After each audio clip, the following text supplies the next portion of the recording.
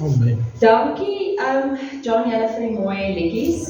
Gewoonlik baie keer as ek so praat, dan vra ek dat hulle ietsie speel of 'n liedjie, net om die theme te set en die tema aan die gang te kry. Maar ek het niks gestuur vanoggend nie en julle stukkies wat julle gesing het so mooi by dit aangesluit en ja, die nieuwe en die dan. Ook net 'n ander ding wat ek aan gedink het voordat ek nou begin met my gesels. Toe ons so een van die liedjies gesing het, John, toe is dit daai day and night and day, die incense wat 'n mens in jou huis ruik. Nou, ek weet nie of julle dit weet of nie. Dit was net op my hart wat ek wou deel. Dis random, dit het niks met hierdie te doen nie, ek deel dit sommer maar net. Het julle geweet dat die reuk van die Heilige Gees is soet? Dat as jy in jou huis loop en jy het 'n soet reuk. Ek weet nie of dit al met julle gebeur het nie. En ek bid dat dit daardie voorreg vir julle gebeur. En kan so in jou huis loop. Ek en Chris het eendag in ons sitkamer gestaan. Toe ons so omdraai, toe staan 'n wolk rook voor ons en dit was soet. En dit was 'n oomblik. So ek deel sommer net vanoggend met julle.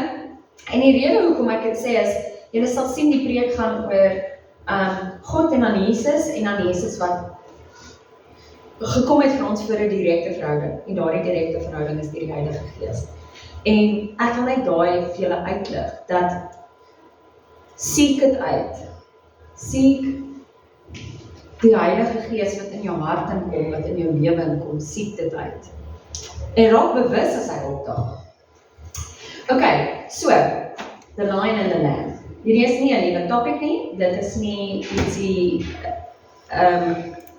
ek breek nie new ground vanoggend nie. Dit is 'n beginsel wat julle almal al weet. Ek gaan net seker maak ek vergeet nie van daai. Kyk. Maar die laaste ruk werk julle al 'n hele ruk met my. Ek het hierdie prentjie gesien van die leeu en die lam. En dit is 'n paar maande al en dit het by my opgekom. Dit is my belewenis wat ek gevoel het wat die Here met my werk. Dit is 'n kontras tussen die Ou en die Nuwe Testament. So die Ou Testament het ek hierdie opsomming vir myself gemaak van dis 'n magtige God, maar 'n ontoereikbare God. In die Ou Testament moes jy vir jou sondes gaan repent, jy moes na 'n priester toe gaan, die priester moes na die binnekamer toe gaan, in die Holies of Holies ingaan, en hy moes onberustig wees, en as hy nie onberustig was nie, het hy voor God neergeval. Kyk jy na die tweede slide toe gaan, ek wil die tabernakel hê. So, ek het hierdie foto hier wat ek vir julle wil wys, nee, dis die tabernakel. John het gepraat van die tempel en dit was ook vir my significant dat John gepraat het van die tempel, want in die oud was die tabernakel net so gelyk.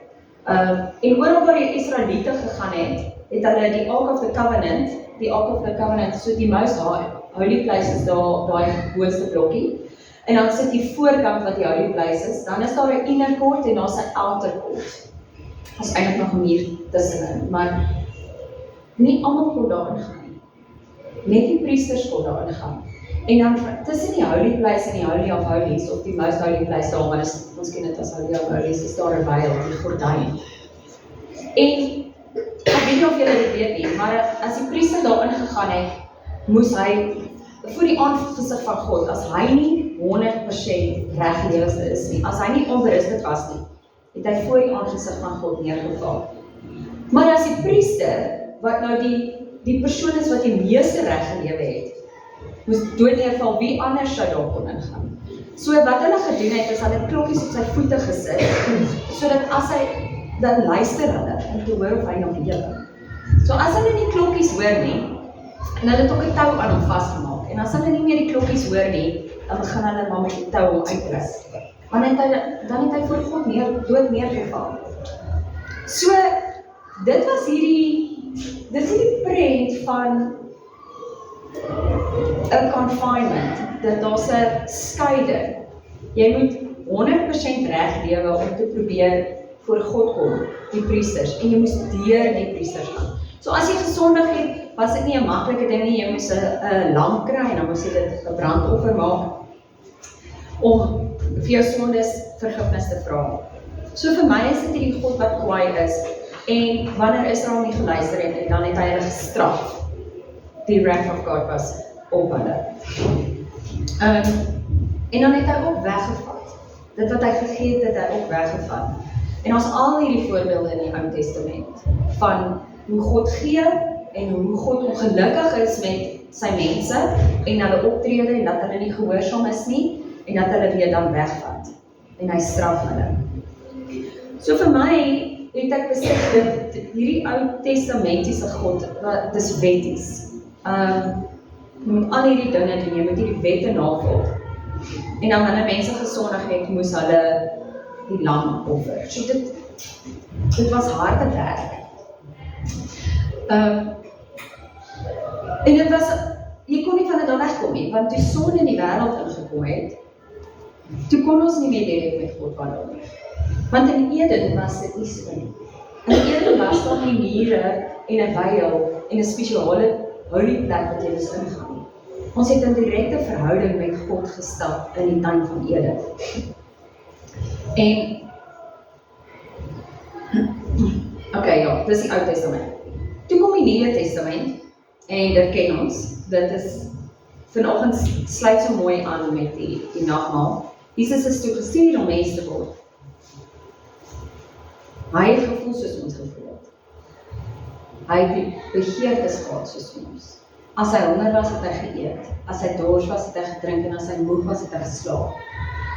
Hy het behoeftes gehad soos ons, en wanneer hy het kwaad geword, nee, in die tempel het hy die tafels omgegooi. Hy het bly geword wanneer mense bekeer het. Hy het menslike emosies gehad.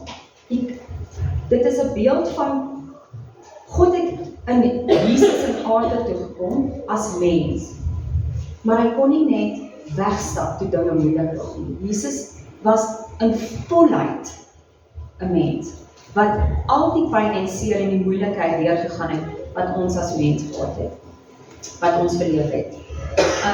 Hy was hartseer toe Judas omdraai het. Maar dit sê in Markus 6 vers 34 en Matteus 9 vers 36. God het deur Jesus compassion vir die mense gekry. So, ja, God het ons geskape en hy het ons nog altyd verstaan. Maar deur Jesus het hy compassion vir die mense gekry. Hy het die menslike ervaar van uit 'n menslike perspektief deur Jesus. So ek het hierdie beeld begin kry die laaste ruk van die Ou Testament. God word vir my deur 'n brullende leeu voorgestel en die Nuwe Testament is Jesus is die lam. Die sagtheid, die compassion gedeelte, die toereikendheid van Jesus. Niemand gaan na 'n brullende leeu toe hardloop. As jy 'n leeu sien aangehardloop kom, gaan jy bewe. Jy gaan weghard, jy gaan wegkruip. Jy is bang vir daai leeu maar 'n lammetjie. En ek sê dit met alle respek. 'n lammetjie is die cuteste ding. Nee, dit is maklik om 'n lammetjie op te tel. Dit is maklik om 'n styf in jou bors vas te druk. Jy wil na die lammetjie toe gaan. En dit is en Jesus is vir my die prentjie van die ultimate lam. Weereens nie nuwe goed nie. Ek praat net met julle my ervaring van hoe ek hierdie beeld begin vorm het van die leeu en die lam. Ek wil wel bysê, dis maklik om na die lam toe te gaan, maar ons almal soek 'n brullende leeu in ons hoek wanneer daar 'n fight is om te vat. Okay, so ja, ek het hierdie prentjie in my kop begin kry van God, the Lion and the Lamb. Dis dieselfde God. Ons kan nie die twee van mekaar skei nie. En ons weet dit, maar ek het hierdie duidelikheid gekry van hoe ek God sien in die Ou Testament as die leeu en dan in die Nuwe Testament die lam. Jy kan nie net die lam eerbied en prys sonder om die leeu raak te sien. En jy kan nie net die leeu vereer sonder om die lam saam met dit te aanvaar nie. So kom ons sê, jy sien net die lam, die leeu, jy sien net God, jy erken God as die leeu. En dan praat ons hier van die Ou Testamentiese wette. So dis nou 'n metafoor. Met ander woorde, jy lewe wat jy net wette volg. Jy lewe want God gaan my straf, so ek moet al die wette navolg. Jy probeer jou righteousness te verdien deur jou actions. En jy doen dit uit 'n plek van, jy's bang vir the wrath of God. Jy's bang vir sy straf, vir die nagevolges van sonde. Dis 'n fear-based righteousness, en jou manier van optree hoe jy righteousness probeer lewe is deur jou dade. En jy volg al hierdie wette. Kom ons sê jy kyk net na die lam, en jy stoot die leeu een kant toe. Jy kan nie net Jesus aanvaar sonder om te verstaan dat God die plan al in die Ou Testament in werking gestel het nie. So God as 'n leeu is 'n powerful God, wat nie maklik toereikbaar was in die Ou Testament nie.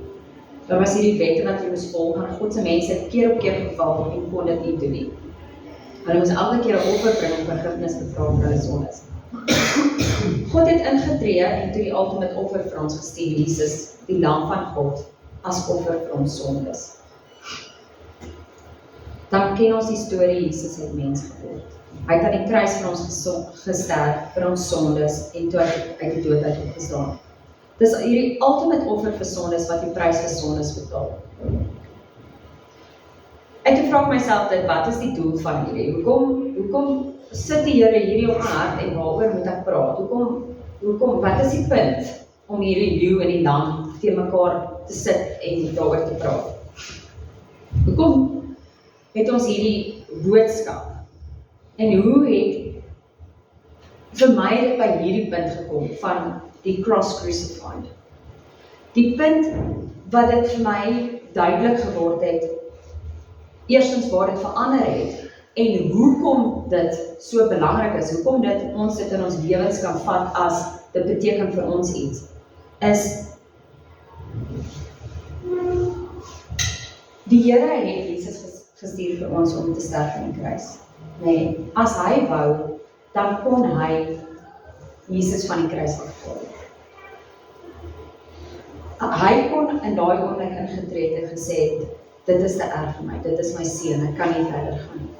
Ek wil gou 'n videoclip speel, maar ek wil net kyk of daar enige kinders is julle okay as ek die Passion of the Christ 'n stukkie speel? Is dit okay? Ja, dis 'n kort klip, ek wil net gou daai stukkie speel.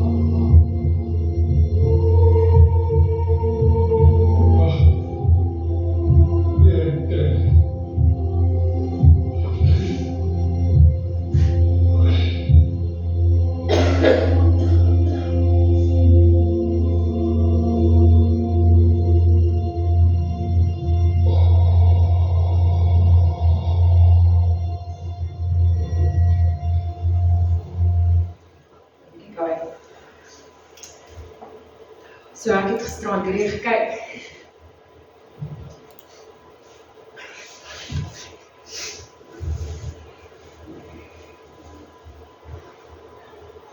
Die mens kan nie help om die miskien. Toe ons paasnametjie was, het Elsie en John so mooi diens gelei na dit. Psalm 26 gespeel, ek het gestaan en probeer opsoek, so ek hoop nie of ek het verkeerd gehad, miskien was dit Psalm 22. Maar ek maak nie raar saak wat sy vers was.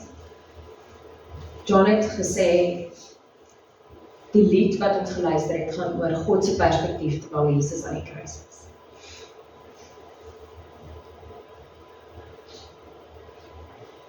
As ou, moes dit onmoontlik gewees het. Vir God om te hoor, hoe Jesus vir hom skreeu. My God, Why have you forsaken me? Meeste van ons hier het kinders. As jou kind jou moet skree en vra, Mama, Papa, hoekom los jy my om deur hierdie te gaan?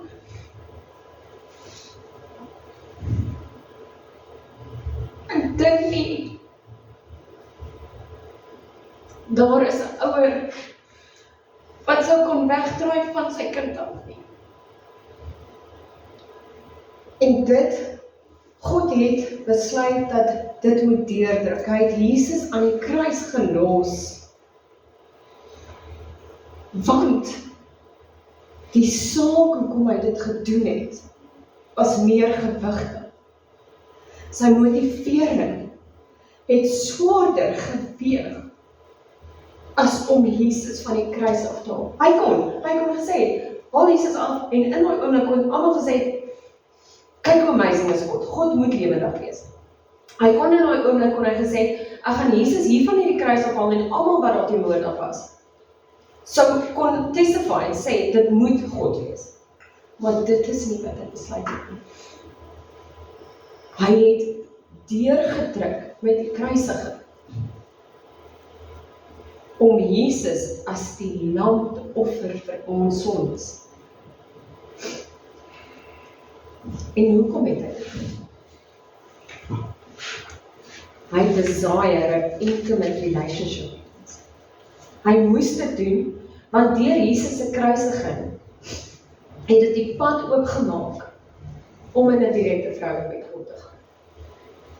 In daai oomblik, die Bybel sê die voorhangsel in die tabernakel was geskeur van bo tot onder. Dis significant, nie onder na bo nie, bo na onder. Laat geen mens kon sê dat iemand het van onderaf dit geskeur nie. Dit was God se hand. Hy het persoonlik ingetree en die voorhangsel kon afskeer. Sodat daai skeiding vir altyd verwyder is en ons in 'n direkte verhouding met God kan ingaan. Dit is die hoekom. Dit is die hoekom. En ek het besef, ons het eintlik so rukkie terug met Tony en hulle gepraat. So terwyl ek hierdie image van Lion and the Lamb gehad het en waarheen dit moet gaan en wat beteken dit, het hulle gepraat oor the cross-crucified. En ek het besef, dis die oomblik toe alles verander het. Dis die oomblik wat God gekom het en dit vir altyd vir ons moontlik gemaak het om saam met hom in 'n verhouding in te tree. Onthou, toe Jesus daar dood is, het mense nog vir 3 dae nie geweet dat hulle het nie geweet wat gaan kom nie. Die plan was reeds in werking. God het reeds geweet Jesus gaan opstaan. Maar die mense het nie geweet in daai oomblik daar toe Jesus sterf, dat dit is die oomblik. Toe hy sê, it is finished. It is finished. Die oud is verby. En die nuwe covenant wat ons ingaan, die nuwe toe jy genoem het van die tempel, John, is so significant vir my. Daai tabernakel wat ons gesien het al, jy word nou die tempel. Nou is God in jou. Die Heilige Gees is nou in jou. Dis amazing vir my. Net om te besef, dat hy is so belangrik. Julle, hier is die God wat die sterrestelsel maak. Ons het, ek weet nie, ek het ergens 'n video gekyk weer, wat verduidelik oor die rede hoekom, ek dink John, jy het dit gestuur. Die rede hoekom Jupiter gemaak is want dit is 'n asblik wat al die rommel in die, hoor my wat so super Afrikaans praat is. Al die vuil goed in die ruimte wegtrek, sodat dit nie die aarde tref nie. Die maan wat op presies die regte plek is, laat die aarde op sy plek bly. En dan het hy die muur gemaak. Wat so groot is. Nee. Hy ken jou. Hy het jou naam in sy hand van hom geskryf. Dit is my net amazing. So, ek gaan so vir 'n oomblik gaan deviate. Maar dit is belangrik tot die tema. In my voorbereiding het ek gedink aan Judas. Ek het eintlik 'n stukkie geluister wat my bietjie aan Judas laat dink het. En dit was ergens whatever, 'n video of 'n podcast. En dit het vir my in hierdie ingekom. En ek gaan verduidelik. Jesus het ook persoonlike verhoudings gehad met die mense rondom hom. Nee? En Judas was een van Jesus se naastes. Hy was in sy inner circle. So daar's daai sê ding wat sê, jy kan jou vriende kies, en die Bybel sê 'n vriend is soos 'n broer. So jy kan nie 'n familie kies nie, maar jy kan jou vriende kies. En 'n vriend kan soos 'n familielid wees, maar een wat jy kies. So dit is nogal cool, want as jy nie van iemand hou nie, dan hoef jy nie hulle vriend te wees nie. Maar 'n vriend is iemand wat jy basies vooraf of 'n kriteria vir het en dan inlaat in jou binnesirkel, in jou harte. En ek het net gedink, as mens wat Jesus moes beleef het, die gevoelens wat hy moes beleef het, wetend dat Judas hom gaan verraai. Toe hy daar sit aan tafel, toe Judas, hy het geweet wat voor hom, hy het geweet hierdie woord. Nog voor enigiemand en hulle was in die upper room of in die inner room, maar en dit was die laaste maaltyd, en hy het hulle voete gewas, en hy het nog steeds Judas se voete gewas, en hy het geweet, hierdie vriend van my gaan my verraai. Maar ek wil my indink, dat Jesus het gehoop, met 'n klein bietjie binne hom, dat ek weet hierdie vriend van my gaan my verraai, maar ek hoop hy doen nie. Partykeer het ons al vriende in ons lewens wat ons, jy weet, ietsie sê lekker nie, maar jy hoop, hulle sal verbeter, hulle wil come to the party, en hulle sal nie doen wat jy dink hulle kan doen nie. En ek wil my indink dat Jesus dit oor Judas ook gevoel het. Maar toe verraai Judas, vir 30 stukke silwer. En ek het myself afgevra, hoe hartseer moes dit vir Jesus gewees het, dat Judas dit toe aan hom gedoen het. Sy inner circle, die 12 mense wat die naaste aan hom was, op hierdie aarde, wat so was vir hom, dit was, wat hy die laaste maaltyd mee gehad het, en sy laaste bietjie tyd van vryheid mee spandeer het, en daai persoon het hom verraai, en hy moes soveel hartseer beleef het. Nou, ek dink dit is 'n storie wat ons almal kan mee, ek weet nie, die woord kan ek nie wat daarby kom nie, maar vereenselwig. Want, wat is daar Judas aan jou tafel is? En ons almal het al iemand gehad wat ons verraai het. So dis maklik om raak te sien as iemand jou seer gemaak, dis maklik om te verstaan hoe sleg dit moes vir Jesus gewees het. Maar vanoggend wil ek vra, wat as jy die Judas is? Vanoggend wil ek jou vra, wat is die silwer in jou lewe, wat jy bereid is om Jesus vir te verraai? Wat is die ding wat jy al in jou lewe gaan neersit het by Jesus se voete, wat jy beloof het, jy gaan nie weer optel nie?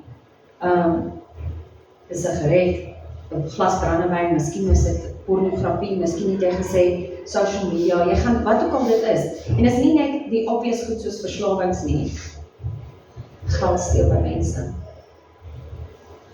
as jy belasting net so bietjie kroek, as jy net so bietjie bysit, in die ou dae het hulle gesê, as jy jou grens van jou grond verskuif het, is daai goedjies. En dit van daai goed is nie so obvious dat almal dit sien nie. Maar die Bybel sê alle sonde is dieselfde. Alle sonde word in dieselfde lig gesien. As jy iets by Jesus se voete gaan neersit het en gesê ek is klaar met dit. Ek is klaar met dit en ek los dit by Jesus se voete. En dit kom oor jou pad. En jy besluit om net weer een keer 'n slukkie te vat. Of net weer een keer te kyk, net bietjie. Niemand gaan weet nie. Dan wil ek vanoggend vir julle sê, dan verraai jy Jesus. Dan is jy die Judas. Jy verraai Jesus in jou verhouding met hom. Wat is daai 30 stukke silwer in jou lewe? Die Bybel sê alles sonde is gelyk, en ek sê nie jou slukkie drank is gelyk aan moord nie, maar dit is sonde omdat jy wegdraai van Jesus af, omdat jy jou verhouding met Jesus op die prys stel.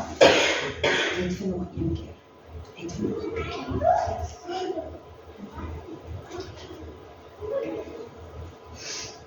Ja, so vir party mense is daardie 30 stukke silwer is geld is 'n maklike een. Party is dit pride of ego, vir party is dit buite-egtelike verhoudings. Ek kan nie hierdie ander mense tot buite uitlos nie, hulle eer nie hulle verhoudings nie. Vir party is dit drank, pornografie, maar wat ook al jy mee sukkel. Dit moet jy jouself afneem.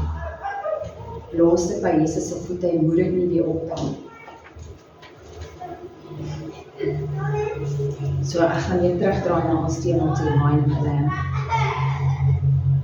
Wat vir my baie belangrik is van hierdie prentjie, jy kan nie the Lion and the Lamb skei nie.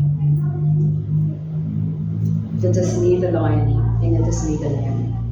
Dit is dieselfde God van die Ou Testament, wat nou deur Jesus in 'n sagtheid na ons toe kom.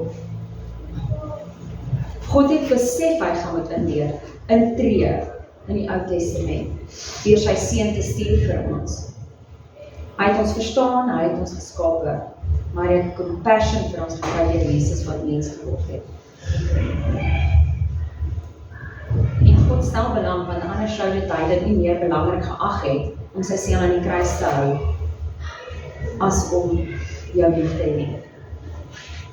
Hy sou dit nie gedoen het as hy nie lief was vir ons. So die enkel was baie meer gewigtig as om Jesus van die kruis af te red.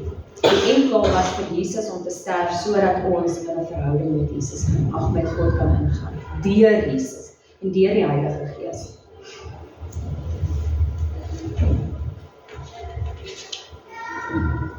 Kom ek kyk hier sodat ek nie onnodig geraak het of van hier tot gesê.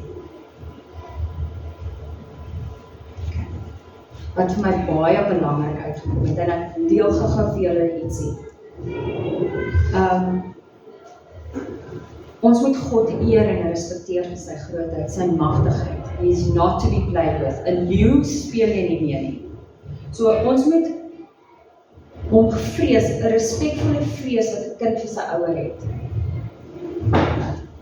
Jy kan 'n verhouding hê met jou ma en jou pa, 'n intimate verhouding en alles met hulle deel, met respek.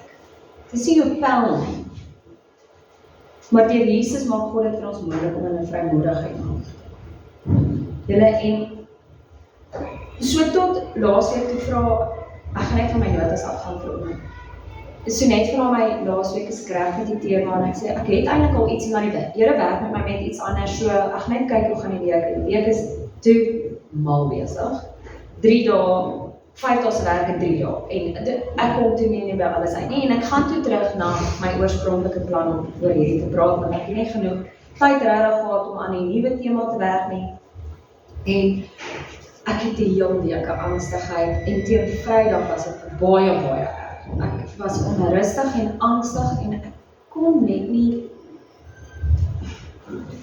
rustig raak nie. En ek kon net nie heeltemal hou vaskry aan wat ek vanoggend mee ons oor praat nie. Maar klaar vir so net die prentjie gestuur, so die trein is aan die gang. Ek kan nie nou afklim nie. Ek sê altyd die lewe met kinders is soos 'n rollercoaster.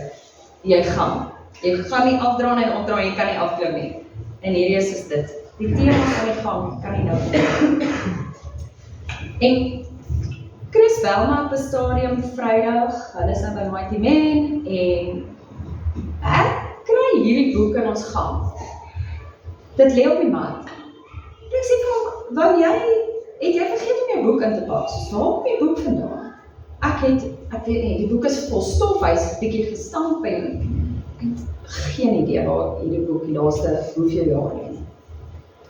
Maar die Mighty Men is vir Chris significant, dis 10 jaar terug, nou dieselfde tyd gewees wat hy gedoop het, en hy het vir Sirius gevat. So dit is 'n significant ding vir ons, en ek is oortuig, hy wou hierdie saamvat met hom, en hy sê nee, dit was nie. En ons niks anders wat in die gang lê nie, hier en daar 'n ding van Elsje, en ek dink toe, okay, Elsje moet seker maar hierdie uitgekrap het. Ek weet fisies nie waar sy hierdie boek sou kry in die huis nie. Maar hierdie boek lê toe in die gang. En ek tel dit toe op, en ek sê, okay, ek gaan kyk wat staan op 1 Mei. Ek lees weer. Heilige God. God is heilig, en hy verwag van ons om ook heilig te wees. Wanneer ons hom gehoorsaam, leef ons heilige lewe. Ons moet nie te gemaklik raak met God nie. Hy is nie die man daarbo of die pel langs aan nie. Hy is die soewereine en heilige God. Ja, hy wil praat soos met 'n vriend, maar ons moet nooit vergeet wie hy is en wie ons is nie. En die stukkie wat hierdie dagstukkie oorgaan, die stukkie in die Bybel is Psalm 99 vers 1 tot 7. Die Here is koning, laat die nasies bewe, hy sit op die gerings, laat die hele aarde bewe. Groot is die Here in Sion, hoog verhewe boven al die volke. Hulle moet die naam verheerlik. Dis groot en ontzagwekkend, heilig is hy. U is die magtige koning wat die reg lief het. U het opregtigheid gevestig en reg en geregtigheid in Jakob. Dit praat van die wette, nie? Loof die Here ons God, aanbid hom by sy voete, want hy is heilig. Moses en Aaron was onder sy priesters, Samuel het sy naam aangeroep. Hulle het die Here om hulp geroep en hy het hulle gebed verhoor. In 'n wolkkolom het hy gepraat en sy bevele en voorskrifte wat hy gegee het hulle gehoorsaam. Letterlik daai stukkie van die dag. Ek weet nie hoe die Bybel, ek weet nie wat hy, maar letterlik die stukkie wat ek op die man, tel ek die boek op en dan maak die stukkie op en het sê, die Here is heilig. Ons moenie ons vrees vir hom verloor nie. Ons moet hom respekteer. Die 2 Mei, ek gaan nie alles hier lees nie, maar die 2 Mei is 'n stukkie wat vir my aangesluit het by vandag en wat my rustigheid gegee het oor die stuk, oor die tema van vandag. Gaan oor verhouding met God. En dit het ingegaan, ons het niks gedoen om sy liefde te verdien nie. Tog lei hy ons en het ons lief soos 'n pa sy kinders lief het. So dit het net hierdie 2 dae, net hierdie 2 dagstukkies was vir my die leeu en die lam.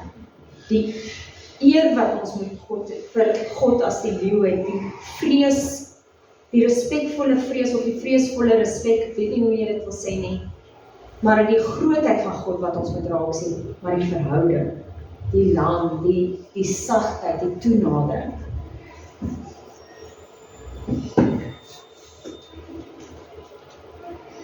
En die punt waar daai leeu na die lam toe verander het is op die kruis. Waar Jesus gesê, it is finished, en hy sak sy kop in 'n glas laaste uit my. En dit is die begin van die nuwe covenant. As jy dink, as jy in jou kar klim, nee, jy kom uit Spar uit, en dan nou iets gebeur, iets het jou ontstel, dan kan jy gou 'n skietgebedjie doen. In die Ou Testament moes Moses op die berg opgaan, of hulle moes 'n lam gaan offer en goed. En jy hoef nie dit meer te doen. Jy hoef nie nou nog rond te gaan hardloop om 'n vlekkelose lam te kry om te gaan brand, sodat God na jou kan luister nie. So ons het nou hierdie direkte verhouding met God, oor Jesus se sacrifice. Ons gaan kyk wat is die volgende punt op die slide. So, Piet het, so rukkie terug het hy gepraat van cheap grace toe hy was, en vanoggend wil ek julle vra, ons het nou daardie voorreg om in 'n direkte verhouding met God te wees, deur Jesus. Maar wanneer ons verhouding met Jesus verraai vir die 30 stukkie silwer in ons lewens, dan ag ons nie Jesus se lewe as belangrik genoeg om ons lewens te verander nie. Ons sê basies dat die prys wat hy betaal het was verniet. En dis eintlik 'n klap in God se gesig. So, ek het die laaste stukkie, net voordat ek gaan afsluit, ek het gister, of in die week het ek 'n stukkie op Instagram gekry en ek het die persoon se naam ingesit. Ek weet nie hoe werk nuwe dinge deesdae as 'n mens nou op as ek bedoel as 'n mens met references insit, nie as 'n mens iemand anders se werkquote of so dan want iemand nou 'n reference insit en die persoon was Amal Antoni en het in sy Instagram handle is Manu Christian Guy. Maar ek gaan vir julle die storie lees en dit sê dit som vir my hierdie Ou Testament en die Nuwe Testament se doel op. In woorde wat ek nie heeltemal self kan kry nie. So ek gaan vir julle lees. Moses represents the law, Jesus represents grace. Moses not entering the promised land was not a punishment. It was a prophecy about Jesus hidden in plain sight. Moses led Israel out of Egypt, through the Red Sea, across the desert for 40 years. And he died at the border of the promised land. Deuteronomy 34 verse 4. God says to Moses, I have let you see the land, but you will not cross into it. After everything, after all of it, he never entered. Most people read that as a consequence. He struck the rock in anger instead of speaking to it, and that was the pride. But there is something far bigger happening here. John 1 verse 17. The law was given through Moses, but grace and truth came through Jesus Christ. Moses was not just a leader, he was a symbol. He represented the law, and the law can show you the promised land. It can bring you to the border. It can describe what is on the other side, but it cannot take you in.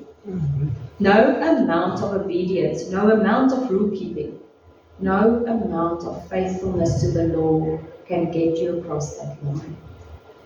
Moses proved it. The most faithful man in the Old Testament stood at the edge and could not enter. So who let them in? Joshua. Joshua in Hebrew is Yeshua, and Yeshua is Jesus. God just did not choose that name accidentally. The one who finished what the law could never finish, the one who actually brought the people in the promised land, carried the name of Jesus. Moses brings you to the border, Jesus walks you through. The law shows you the promised land, and only Jesus walks you into it. That is not a New Testament idea dropped into the Old Testament. That is the gospel hidden in a leadership transition that happened 3,000 years ago. Written into the story before anyone had the language to say it plainly. If you have been trying to be good enough to earn what only grace can give you, then you need to realize the law was never meant to save you. It was meant to show you that you needed saving. Moses was not kept out of the promised land despite his faithfulness. He was kept out because of what he represented. The law, no matter how perfectly followed, was always going to run out of road at the border. That is by design. God did not change the plan when Moses failed. The plan was always Yeshua. Always Joshua, always Yeshua, always Jesus, finishing what the law was never built to finish. You are not being kept out because you have not been faithful enough. You are being invited because someone else already crossed the line for you. Amen. So, ja, dit was regtig mooi vir my. Die Ou Testament sit vir ons hierdie basis neer. Maar dit gaan ons nie huis toe vat nie. Die end goal. So, ek gaan net gou vir 'n oomblik, bietjie, jy kan na die volgende slide toe gaan, asseblief, Kai. Voordat ek gaan afsluit. Ek gaan net gou 'n bietjie met julle praat oor wat ek doen op 'n daaglikse basis. So, hierdie grafiek, bear with me. Ek gaan julle deurpraat en toe maar, ek verstaan dit voel seker soos 'n klas nou. Hierdie is die mortality tables. Wat 'n mens kry, met ander woorde dit bepaal, of nie bepaal nie, maar dit sê basies 'n mens se kans om te lewe en jou kans om dood te gaan, your probability of dying. So as mense na die eerste klomp kyk, male, as mens begin op exact age 0, as hulle in 'n groep van 100,000 number of lives, klomp B, begin, dan is jou death probability 0.006%. Dis jou kans om dood te gaan as jy net gebore is. Okay? Dan is jou life expectancy 74.74 Ja, hierdie is nou Amerikaanse tabel. Daar's honderde van hulle, as jy nou regtig nie so raak, dit is net vir illustrasie. Maar dan gaan dit so af, op jaar 1, dan uit die 100.000 wat gebore was, is daar 99.394 myls wat leef is. So daar's net so oor die 600 mylbabietjies wat doodgegaan het vir die ouderdom van 0. Dan is die probability drop dan 0.0004 en die life expectancy is 74.2. Nou die trend daar is, hoe ouder jy word, hoe minder jare het jy oor om te lewe. So op 60, dan het jy nog 69 jaar oor. En van die 100, op 6 jaar van die 100.000 wat aanvanklik gebore was in jouselfde cohort, in dieselfde jaar wat jy gebore is daar nou net 99.250 myls oor. Dan is daar female tables en blablabla. Okay, die volgende ene, nou het ek sommer baie geskiep, jy kan aangaan asseblief kan, die volgende slide. Het ek baie geskiep, ons nou tussenin is daar nou elke ouderdomsgroep, basies 'n probability wat sê dat jy gaan doodgaan in 'n jaar. Dan is daar nou 'n ouderdomsgroep op, dan gaan dit 109 tot by 119. Dit stop by 109. Daarna is daar nie meer probabilities nie. Maar basies wat ek wil wys nie, hierdie die death probability. Hoeveel mense is oor van die 100.000? En as jy nog daar lewe, het jy nog net 'n halwe jaar oor om te lewe. As jy miskien nog daar lewe. Die vrouens, selfde ding. En hulle gaan so 'n bietjie ouer tot by 112. Kyk. Die volgende slide se boekkaart. So hierdie grafiek, die groen is jou probability of survival. Aanvanklik as jy gebore is, hierdie is die ouderdom. Aanvanklik as jy gebore is, dat is 100%. Dat raak dit af, en dan het jy 'n redelik groot kans om te lewe, tot hier so by 75. Dan begin jou kans nou 'n bietjie minder raak. En dan die rooi is die distribution of death per age. So as jy 0 is jou kans om dood te gaan groot, en dan gaan dit so aan, hier so accident harm, wat hulle van praat, hier so 40, maar hier so by 75 begin dit drasties opgaan, die kans om dood te gaan. So hier so teen 85, 90 jaar oud, dan het jy baie groot kans om in daai ouderdomsgroep dood te gaan. En daarna raak dit nou maar bietjie minder, maar daar is nie baie mense oor om regtig meer te lewe nie. Maar albei gaan dan 0 toe. So, en dan stop die grafiek by 120.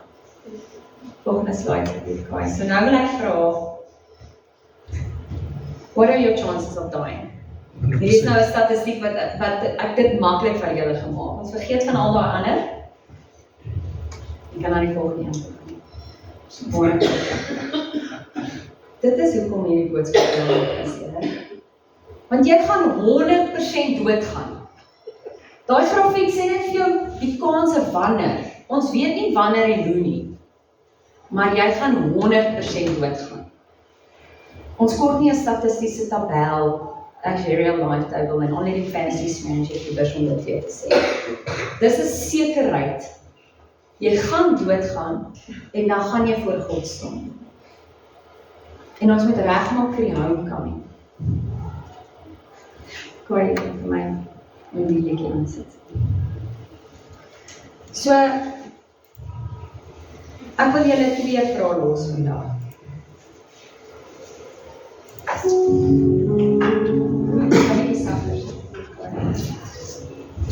Daar's 2 vrae. Hoe put me here? En ek hoop dat almal wat hier sit vanoggend, is dit reeds al geantwoord. Maar dan die tweede vraag is why? Why? Hoekom is jy hier?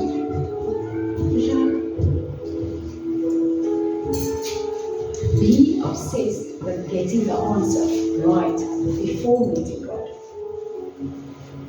Chantal het so 'n paar weke terug het sy met ons gedeel aan die begin van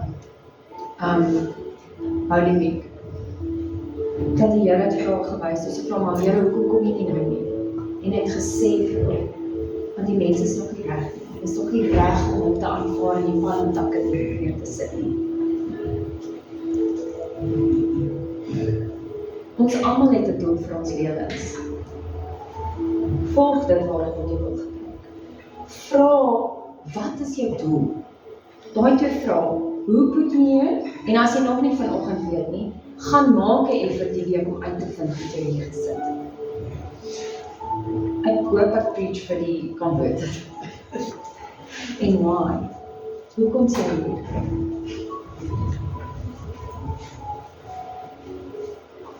Daar's 'n rede wat jy hier is. Ons kan nie ons losmaak van die oud nie. Die oud is die basis, die oud is wat ons hier gebring het. Dit is die fondasie wat ons die vorentoe gaan sit, na die homecoming toe. Maar ons moet ons oë vestig op die einddoel. En hy se preek laasweek het gegaan oor maak reg, en as jy nie reg is nie, maak seker jy het genoeg olie, want as jy nie reg is nie, as jy op daai punt gaan kom en jy gaan die Here sien, dan gaan hy sê, gaan weg, ek ken jou nie, ek ken jou nie. My hart breek, as ek moet dink aan vriende of familie, wat nie reg is nie. As 'n mens iemand aan die dood afstaan, dan is dit so vertroost om te weet dat het die Here geken. Dan kom iets na my op. Verlede jaar het ons 'n teruggeweer vriend verloor. En my pa, soos 2 of 3 weke uit mekaar. En daai vriend van ons, sy familie, sy vrou, gaan dit na ons toe gekom, na Christus toe gekom en gevra. Maar hy het daar nie die Here geken.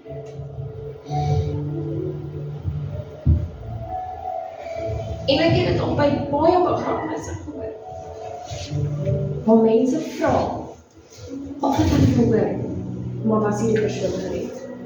Was hierdie persoon gered? Dis die enigste vraag wat vir iemand berusting gee by die graf. Maar ons moet die doekies toe omdraai nie, julle. As iemand nie gered is nie, gaan hulle nie in die hemel ingaan. En daar is nie meer tyd om te mors met hierdie boodskap nie.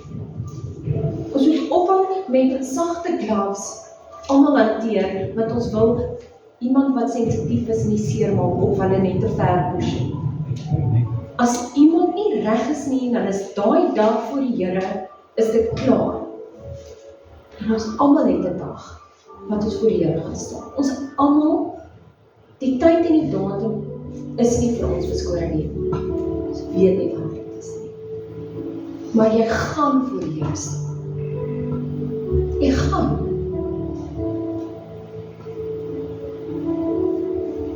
Moenie laat hy vir jou sê, gaan weg, ek ken jou nie. Dan was hierdie jou huis. So, die ou het 'n doel, dit het ons gebring tot waar ons vandag is. Ek sluit af vir dit. Dit is die basis wat God vir ons gegee het om reg te maak vir wat vir ons voorlê. So trek jy weg.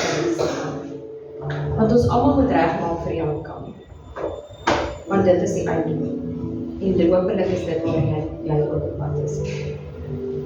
You cannot understand where you're going if you reject where you come from. You were created by God in the image of God. Live a life worthy to the Lord, worthy of the calling that God has placed on your heart, and represent Him well. Ek gaan afsluit met gebed. Abba Vader, ons kan sit hier by die voete vanoggend. U is 'n amazing God. U is 'n kragtige God. U is 'n powerful God. En niks is vir iemand moontlik nie. En tog ken U elkeen van ons by die naam. Tog desire U om 'n verhouding met ons hê. Papa God, mag ons hierdie week ingaan en in daardie verhouding inleef. Mag ons in daardie verhouding intree leer dat ons in 'n verdieping met U in kan gaan. En mag ons by U kom hoor Wat is ons calling? Wat is ons purpose? Kom breek dit ook vir ons. Maak elkeen se hart nie vanoggend oop, dat hulle bereidwilligheid sal hê om die stem te hoor, om te beweeg wanneer U vorentoe druk, om available te wees vir U, en om tyd te maak vir U. Because it's all about you, Lord. It's all about you.